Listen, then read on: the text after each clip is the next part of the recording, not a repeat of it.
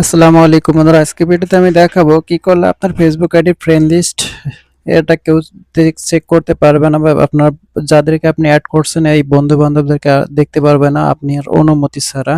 তো এটা কিভাবে করবেন, এটা করার জন্য আপনি ফেসবুক আইডিতে চলে আসবেন। চলে আসার পর এখানে থ্রি লাইন, তো এখানে থ্রি লাইনে ক্লিক করবেন। তার আগে একটা বিষয় বলে রাখি, আপনি আমার ইউটিউব চ্যানেলে নতুন হয়ে থাকলে আমার ইউটিউব চ্যানেল সাবস্ক্রাইব করবেন। আপনি আমার ইউটিউব চ্যানেল সাবস্ক্রাইব করে থাকলে আপনাকে অসংখ্য ধন্যবাদ। তো তারপরে একটু নিচের দিকে চলে আসবেন, দেখতে পারবেন যে সেটিং অ্যান্ড প্রাইভেসি। তো তারপরে এখানে সেটিং এ ক্লিক করবেন, ঠিক আছে।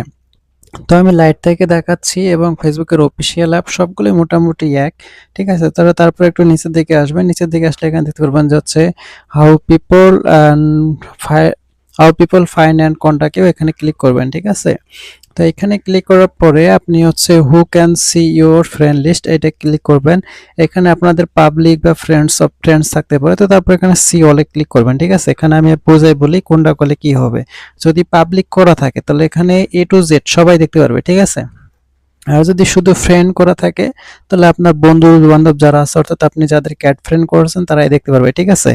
আর হচ্ছে ক্লোজ ফ্রেন্ডে আপনি ক্লিক করলেন, থাকে না যে বেস্ট ফ্রেন্ড, যে বন্ধু তুই আমার বেস্ট ফ্রেন্ড, এই বেস্ট ফ্রেন্ডকে সবকিছু দেখাবো, তাহলে হচ্ছে ক্লোজ ফ্রেন্ডে ক্লিক করবেন, ঠিক আছে। আর এখানে হচ্ছে ওয়ানলি মি যদি ক্লিক করেন তাহলে এখানে আপনি দেখতে পারবেন, আপনি ছাড়া আর কেউ দেখতে পারবে না, ঠিক আছে। তারপরে এখানে হচ্ছে আপনি সেভ ক্লিক করবেন, আপনার যেটা প্রয়োজন হয়, তো তারপর আপনি সেভ ক্লিক করবেন, আমি সেভে ক্লিক করলাম, ঠিক আছে। তো এইভাবে সাধারণত ফ্রেন্ড লিস্ট হাইড করতে হয়।